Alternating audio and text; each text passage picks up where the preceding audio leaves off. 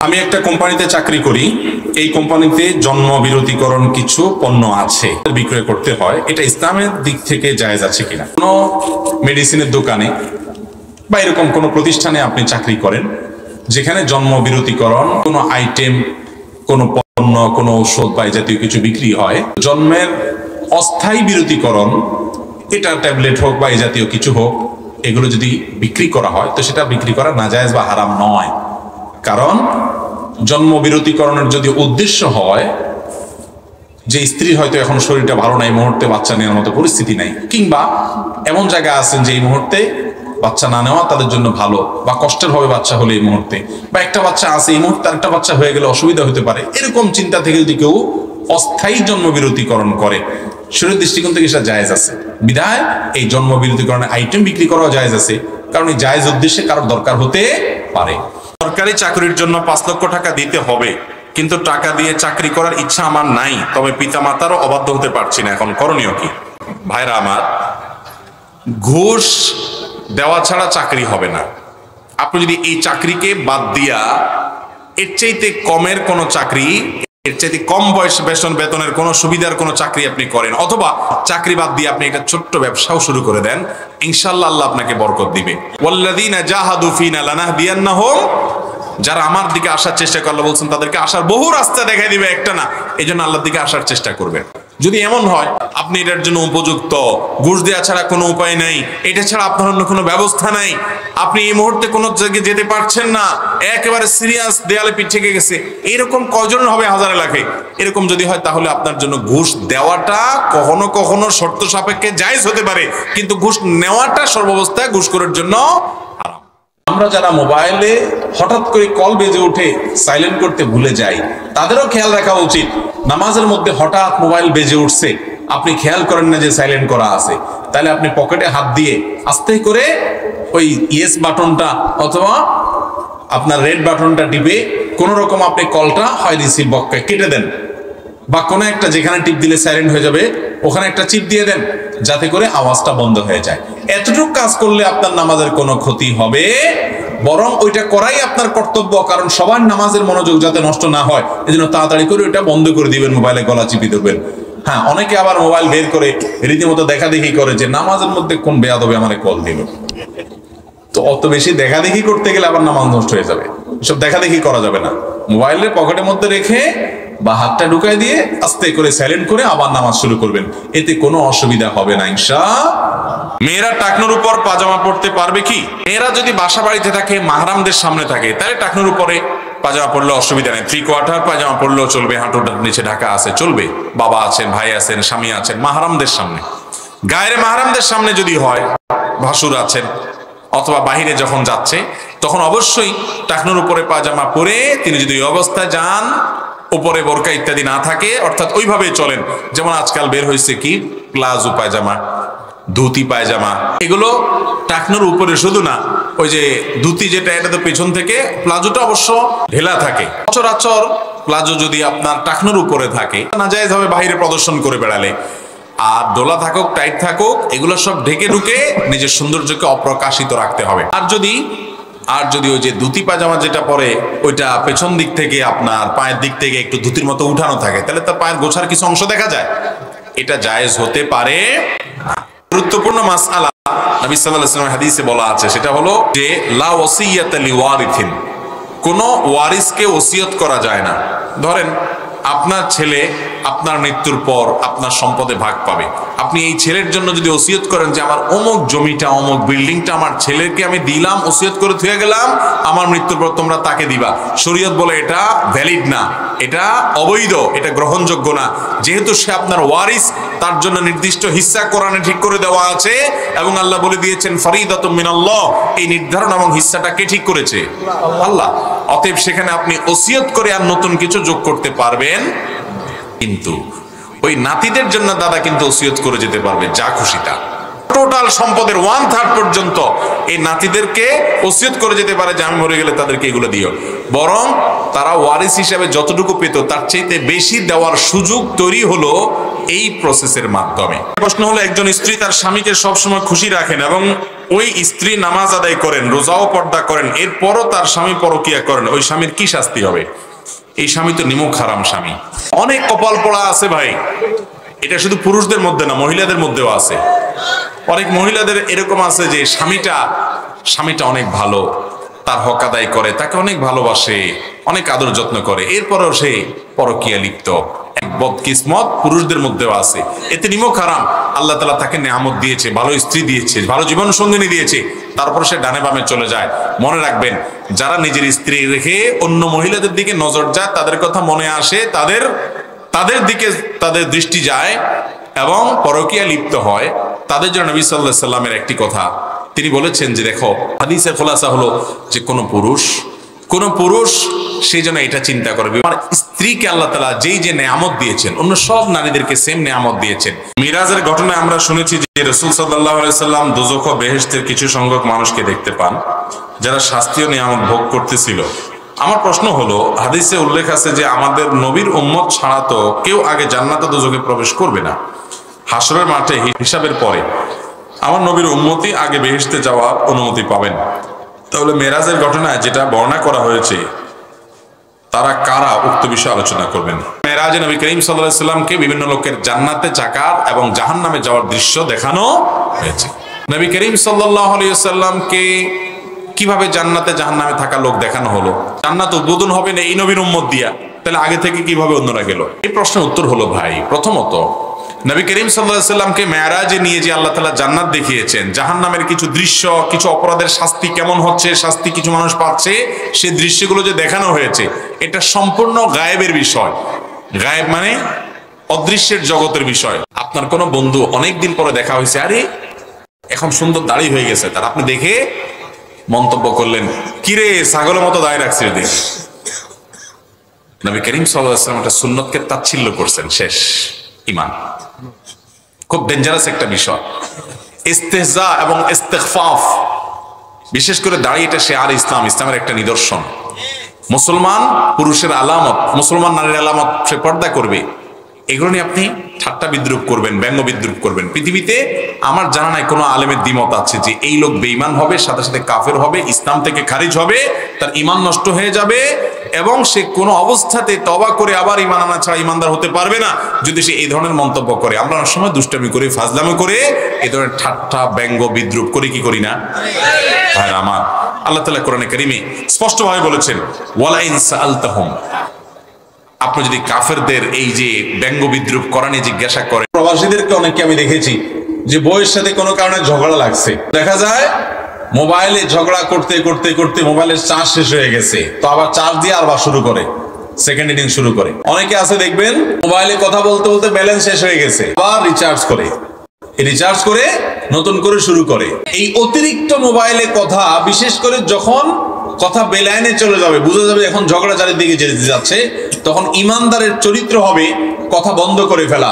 কারণ নবী করিম সাল্লাল্লাহু আলাইহি ওয়াসাল্লাম একটা হাদিস আপনারা শুনেছেন, তিনি বলেছেন, আনা যাইমুন বিবাইতিন ফি রাবাদিল জান্নাহ লিমান তারাকাল মিরা ওয়া ইন কানা মুহিক্কা, যে ব্যক্তি ঝগড়াঝাটি এড়ানোর চেষ্টা করে, যদিও সে সত্যের উপরে থাকে, এই ব্যক্তির জন্য জান্নাতে একটা প্রাসাদের দায়িত্ব আমি নিলাম। বলে ভাইরা আমার, যখন দেখা যাবে যে মোবাইলে না, এখন স্ত্রীর সাথে হোক, স্বামীর সাথে হোক, বন্ধু বান্ধবের সাথে হোক, কলিগের সাথে হোক, যে কারোর সাথে হোক, মনে হচ্ছে এখন কথা বেলানের দিকে যাবে, তাইলে বরং কথা বন্ধ। এখন একটা ছেলে চাইলে জেনা করতে পারে কিন্তু বিয়ে করতে পারে না, এটা কোন সমাজ? বিয়েকে সহজ করেন, টাকা 10 লাখ 20 লাখের দিকে নজর দিয়েন না, নজর দেন ছেলেটার দিকে।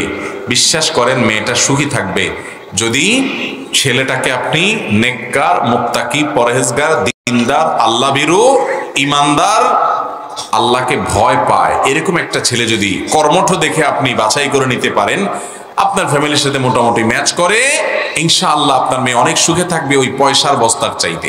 বিয়ের জন্য একটা টাকার বস্তা না খুঁজে একটা ভালো ছেলে খোঁজেন।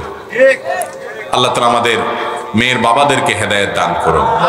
তাহলে এই হাদিসের আলোকে, যে হাদিসটা শোনালাম আপনাদেরকে, যে খায়রুস সিদাকে আইসারুহু, খায়রুন নিকাহি আইসারুহু, সবচেয়ে উত্তম বিবাহ যে বিবাহেতে খরচ সবচেয়ে কম হয়। বিবাহের মহরের পরিমাণ কতটুকু হওয়া উত্তম? বিবাহের মহর এটা যত কম হবে তত বরকতময় হবে বিবাহ। নবী করিম সাল্লাল্লাহু আলাইহি ওয়াসাল্লাম বলেছেন, সবচেয়ে বরকতময় বিবাহ, সবচেয়ে উত্তম বিবাহ হলো যে বিবাহতে খরচ কম। অন্য হাদিসে আসছে যে বিবাহতে মোহরের পরিমাণ কম, ওই বিবাহ সবচেয়ে উত্তম বিবাহ। খায়রুস সাদাকে আইসারুহু, সবচেয়ে উত্তম মোহর হলো যে মোহরের পরিমাণটা কম থাকে। এবং অন্য এক হাদিসে আসছে ইন্না আযামান নিকাহি বারাকাতান আইসারুহু মাউনাতান, ওই বিয়ে সবচেয়ে বরকতময় হয় যে বিয়েতে মোহরের পরিমাণ কম থাকে। এই হিসেব করলে আজকাল কয়টা বিয়া বরকতময় হয় সেটা একমাত্র আল্লাহ ভালো জানে। এর বাপরা 10 লাখ 20 লাখ 30 টাকায় বসে থাকে কেন? যাতে বিয়েটা টিকে। আর নবী সাল্লাল্লাহু আলাইহি সাল্লাম বলে দিয়েছেন মোহরের পরিমাণ বেশি হলে বরকত কম হবে, ওইটাতে বরং রিস্ক হবে, টিকবে কম, সম্ভাবনা কম থাকবে। অনেক মুরব্বীরা আছেন, চাচারা আছেন, মনে কষ্ট নিবেন না, কিন্তু এটা বাস্তব। ছেলেটারে বিদেশ পাঠায় দিয়েছেন, বেচারা ওখান থেকে রিয়াল পাঠায়, ডলার পাঠায়, দিনার দিরহাম পাঠায়, আর আপনি বসে বসে বাড়িতে মোচে তাও দিয়া খান। কাজ কাম যা করতেন তাও করা বন্ধ করে দিয়েছেন। ক্ষেত খামার একটু করতেন, শক্তি আছে শরীরে, এখন আর করেন না, কারণ ছেলে বিদেশ থাকে। লোকটা আমাদের মধ্যে আছে না নাই? অথচ অমুসলিমদের অনেক ভালো গুণ আছে, সেই গুণগুলো মূলত মুসলমানদের ছিল। ইসলামী সেই গুণগুলো আমাদেরকে অর্জন করতে বলেছে, কিন্তু এগুলো তাদের মধ্যে আছে, আমাদের মধ্যে না। আমরা নামে মুসলমান। তার মধ্যে একটা হলো এটা, অমুসলিমরা তারা অন্যের বোর বোঝা হয় না। হ্যাঁ, ছেলেদের কর্তব্য বাবা মাকে যত বেশি সেবা করতে পারে, তাদের কষ্ট না হয় সেদিকটা খেয়াল করবে। কিন্তু বাবা মা বসে বসে খাইলে যতটা সুস্থ থাকবে, কাজ করে খাইলে তার চেয়ে বেশি সুস্থ থাকবে। চায়ের দোকানে বসে বসে শুধুমাত্র আড্ডা মারবেন আর চায়ের কাপ একটার পর একটা নিতে থাকবেন আর সময় নষ্ট করতে থাকবেন, এতে কি আপনার সওয়াব হবে? সওয়াব তো হবেই না। কিছুদিন আগে শুনলাম এক লোক 7 জন মেয়েকে বিয়ে করেছেন। এর বিধান কি? এটা কি ইসলামে জায়েজ? 7টা বিয়ে করা যাবে কিনা? তোমাদের 2টা 3টা বা সর্বোচ্চ 4টা পর্যন্ত বিয়ে করা জায়েজ আছে। একই সময়ে 4 জন স্ত্রী সর্বোচ্চ থাকতে পারে যদি প্রয়োজন হয়, এবং যদি তাদের মধ্যে সমতা বজায় রাখতে পারো বহু যদির পর। আর যদি সেটা না পারো, খবরদার। সমতা করার মতো মানসিক সে শক্তি নেই যে আমি একজনের প্রতি দুর্বল হয়ে আরেকজনের হক নষ্ট করব, আরেকজনের কাছে যাবই না, ভরণ পোষণ দেবই না, একজনকে বেশি দিব, এরকম একদিকে ঝুঁকে পড়তে পারি। আমার যদি সে আশঙ্কা থাকে, তো আল্লাহ বলেছেন ফাওয়াহিদা, তাহলে খবরদার তুমি একটি বিয়ে করবে। অমুকে 4টার বেশি, 7টা 6টা, এগুলো নিয়ে অনেক সময় মিডিয়াকে খুব মাতামাতি করতে দেখা যায়। মিডিয়া একটা বেশি দ্বিতীয়টা বিয়ে করলে সেটাকে খুব বাঁকা চোখে দেখে, খোঁচাখুচি করে। 7টা বিয়ে করছে এটাকে ভাবখানা এমন যে অ্যাপ্রিসিয়েট করতেছে। এই বিয়ে প্রমাণ করছে যে বিয়ে সম্পর্কে এই ব্যক্তি বা যারা এটাকে অ্যাপ্রিসিয়েট করতেছে তারা সম্পূর্ণ মূর্খতার স্বর্গে বাস করছে। একজন মেয়ে বিয়ে করলে তার ডাইল ভাত জোগাড় করার ব্যবস্থা অন্তত থাকতে হবে। এখানে অবশ্য যুবকদেরকে ঠকায় দেয় মুরব্বীরা। সেটা হলো যে মুরব্বীরা বলে বাবা নিজের পায়ে দাঁড়াও। এই নিজের পায়ে দাঁড়ানোর সংজ্ঞাটা কি আজও পর্যন্ত আমি বুঝলাম না। কোন মুরব্বীর কাছে নিজের পায়ে দাঁড়ানো মানে হলো মাসে 50,000 টাকা কামাই করো, একটা ফ্ল্যাট করো, একটা বাড়ি করো, মোটরসাইকেল করো, গাড়ি করো, লাখ লাখ টাকা কামাই করো। এই হলো নিজের পায়ে দাঁড়ানো। শরীয়ত বলে একজন যুবক ছেলে, একজন পুরুষ মানুষ স্ত্রীর মহারণা দেওয়ার মিনিমাম ব্যবস্থা থাকলে, আর সহজ বাংলায় ডাল ভাত জোগাড় করার এবিলিটি এবং ব্যবস্থা থাকলেই তার উপরে বিয়ে বর্তাবে, সে বিয়ে করতে পারবে। কিন্তু বাবার সংসারে বসে বসে শুধু খাবেন মোছে তাও দিয়া, আর হুজুরের মাসআলা দিবেন, হুজুর বাপ বিয়ে করেন আমি গুনাতে বাঁচতে পারি না, এসব চলবে না। আপনি উপার্জন করতে হবে, আর চাচামিও বিয়ে দিতে হবে। দুই পক্ষই সহায়তামূলক মানসিকতা থাকতে হবে। বসে বেকার থাকবেন না। অনেক যুবক বলে হুজুর ঈমান বাঁচাতে পারি না, তো ঈমান নষ্ট হয় সেই জায়গায় যান কেন? বয়সে বড় মেয়ে বিয়ে করলে সুন্নতের কাতারে পড়বে কিনা? ছেলে যদি কোনো মেয়েকে বিয়ে করে, সে মেয়ের বয়সটা নিজের চাইতে বয়সে বেশি। অথবা যদি কোনো মেয়ে বিধবা হয়, তাকে বিয়ে করে, তালাক প্রাপ্তা, কিন্তু ভালো মানুষ, তার কোনো দোষ নাই, জামাই হয়তো স্বামী হয়তো জালেম ছিল, তাহলে এরকম মেয়েকে বিয়ে করলে অনেক বড় সওয়াব হবে। আমাদের সমাজের কিছু অনাচার আছে। একটা বড় অনাচার হলো কোন মেয়ে তালাক প্রাপ্তা হলে, বিধবা হলে, যুবক বিয়ে করতে চাইলেও যুবকের মা বাপ বিয়ে করাইতে রাজি না। সমাজের মানুষ সেটাকে খারাপ মনে করে। অথচ একজন বিধবা নারী, তাকে যদি আপনি বিবাহ করেন এই জায়গা থেকে যে তার আশ্রয় দরকার আছে, তাহলে সেক্ষেত্রে এই বিবাহের কারণে, এই স্যাক্রিফাইসের কারণে, এই সহায়তামূলক মানসিকতার কারণে আপনার সওয়াব আরো অনেক বেশি হবে। একজন পুরুষ তিনি যদি কোনো বিধবাকে বা বয়সে বড় হেল্পের মানসিকতা থেকে যদি বিয়ে করেন, তাহলে তার সওয়াব হবে। এবং এর ফলে তিনি যে নবী করিম সাল্লাল্লাহু আলাইহি ওয়াসাল্লাম এই স্যাক্রিফাইস করেছেন সেই নিয়ত করেন, তাহলে অবশ্যই এক ধরনের সুন্নাহ হবে। এরপরে প্রশ্ন হলো, চাঁদ দেখে চাঁদকে সালাম দিলে নাকি চোখের জ্যোতি বাড়ে, কথাটা সত্য কিনা? চোখের জ্যোতি বাড়ার জন্য চাঁদ দেখে চাঁদরে কি দেয়? সালাম দেয়। কত কুসংস্কার যে আমাদের দেশে আছে আল্লাহ তাআলা জানে। চাঁদ দেখার পর দোয়া পড়বেন, দোয়া পড়বেন আল্লাহুম্মা আহিল্লাহু আলাইনা বিল আমনি ওয়াল ঈমান ওয়াস সালামাতি ওয়াল ইসলাম, কোন কোন রিওয়ায়াতে আছে বিল ইউমনি ওয়াল ঈমান। এটা হলো চাঁদ দেখার দোয়া, রব্বি ওয়া রাব্বুকাল্লাহ, এভাবে দোয়া পড়বেন। কোন সালাম কালাম চাঁদকে দেওয়া, মানুষে সালাম দেন না, আপনি চাঁদরে সালাম দিয়ে বেড়াইতেছেন। সালাম দিবেন কাকে? মানুষকে। কোন চাঁদকে সালাম দেওয়ার নির্দেশ ইসলাম আমাদেরকে দেয় নাই। ট্রেনে টিকিট না কেটে ভ্রমণ করলে পাপ হবে কিনা? ও এখানে তো রেল স্টেশন কাছেই বোধ হয়। ভাই, ট্রেনে যদি টিকিট ছাড়া ভ্রমণ করেন তাইলে গুনাহটা বরং আরো বেশি হওয়ার আশঙ্কা আছে, কারণ জাতীয় সম্পদ এটা যে চুরি করে সে হয় জাতীয় চোর। খানা খাওয়া আর নামাজ পড়ার সময়, মানে নামাজেও সালাম দেয় না, খানায়ও সালাম দেওয়া এটা ভুল কথা। খানা খাওয়া অবস্থাতে সালাম দিতে পারেন, যিনি খাচ্ছেন তিনিও জবাব দিতে পারেন, কোনো অসুবিধা নাই। তবে লক্ষ্য রাখতে হবে যে যেই ব্যক্তি মনে করেন কথার কথা বেচারা এখন লোকমা নিচ্ছে আর কি, তো একটু সবর করেন কয়েকটা সেকেন্ড, যে খায়া নে গিলা ফেলা এমন টাইমে সালাম দিলেন বেচারা মুখের ভিতরে খানা দিয়া, একটা বিব্রতকর পরিস্থিতি। একটু সবর করেন, আগে পরে দেন, কিন্তু খানা অবস্থাতে সালাম দেওয়াও যাবে, নেওয়াও যাবে। খানা অবস্থায় কথাবার্তা বলা যায় কি যায় না? অনেকে বেশি বকবক করতে থাকে, এই জন্য অনেক মুরব্বী জাল হাদিস বানায় নিছে, কয় নামাজ পড়ার সময় তো খামা, অত বেশি কথা বলা যাবে না। এটা ভুল কথা। তবে হ্যাঁ, অহেতুক অপ্রয়োজনে খেতে বসে অনেক বেশি কথা বলা এটা স্বাস্থ্যের জন্য ভালো না, শরিয়া দৃষ্টিকোণ থেকে প্রশংসনীয় না। কিন্তু দু চারটা দরকারি কথা অথবা সালাম আদান প্রদান করাতে কোনো অসুবিধা নাই। ওযু শেষ হওয়ার পর কেউ যদি কালিমায়ে শাহাদা পাঠ করে, আশহাদু আল্লা ইলাহা ইল্লাল্লাহু ওয়াহদাহু লা শারীকা লাহু ওয়া আশহাদু আন্না মুহাম্মাদান আবদুহু ওয়া রাসূলুহু, কেউ যদি কালিমায়ে শাহাদা পাঠ করে ওযু করার পর, এবং কোন কোন রিওয়ায়াতে একটা দোয়ার কথা আছে, আল্লাহুম্মা জাআলনি মিনাত তাওয়াবিন ওয়া জাআলনি মিনাল মুতাতাহহিরিন। এই বিশেষ করে কালিমায়ে শাহাদা এবং পাশাপাশি এই দোয়াটাও কোন কোন বর্ণনায় আসছে। এটা যদি কেউ ওযুর পরে পাঠ করে, ওযুকে আগে ঠিক মতো করতে হবে, তারপরে যদি পাঠ করে সুন্দর মতো ওযু করার পর, নবী করিম সাল্লাল্লাহু আলাইহি সাল্লাম বলেছেন এই ব্যক্তির জন্য জান্নাতের 8 দরজার যে কোনোটা দিয়ে প্রবেশ করার সুযোগ তৈরি হয়। এই আমলটা অত্যন্ত গুরুত্বপূর্ণ একটা আমল, কিন্তু আগে ইসবাগে ওযু করতে হবে। ওযুর ক্ষেত্রে সমস্ত হাদিসগুলো দেখলে দেখা যায় নবী করিম সাল্লাল্লাহু আলাইহি সাল্লাম ওযুকে ইসবাগ করতে বলেছেন, অর্থাৎ ওযুকে পরিপূর্ণ করতে বলেছেন। ওযুর পরিপূর্ণতা বুঝেন? এই যে শীতের সময় একটু কোন রকম পানি দিয়ে তাড়াতাড়ি করে আপনি জান বাঁচায় ফেললেন, এটা কি পরিপূর্ণ ওযু হয়? দাদা পিতা ছাড়া অন্যকে পিতা বলে আব্বু বা বাবা ইত্যাদি রাখলে তার জন্য জান্নাত হারাম। আমরা শ্বশুর, চাচা, জ্যাঠা এদেরকে আব্বা বলে ডাকি, তার হুকুম কি হবে? বিস্তারিত জানালে উপকৃত হব। যে কোরআনে আল্লাহ বলেছেন উদউহুম লিআবাইহিম, তোমরা তোমাদের বাবার পরিচয়ের সাথে সম্বন্ধ করে সন্তানদেরকে ডাকবা। অমুকের ছেলে, যে যার জন্মদাতা বাপ না তাকে তার ছেলে বলবা না। পালক পুত্র বা অন্য কাউকে সন্তান বলে পরিচয় দিবা না, এটা আল্লাহ নিষেধ করেছেন। এটা আল্লাহর কাছে অধিকতর ন্যায়সঙ্গত, আকসাত। এখন শ্বশুরকে যে আব্বা বলে এটা জায়েজ আছে কিনা, এই প্রশ্ন উত্তর আমরা অনেক জায়গায় দিয়েছি। শ্বশুরকে আব্বা বলা জায়েজ আছে। কেন জায়েজ আছে? কারণ শ্বশুরকে যে আব্বা বলা হয় এটা হলো সম্মান সূচক ভাবে, এটা রিয়েল আব্বার নিয়তে আব্বা বলা হয় না। মুরগি জবাই করার সময় মাথা আলাদা হয়ে গেলে সে মুরগি খাওয়া জায়েজ হবে কি? দরকারি প্রশ্ন।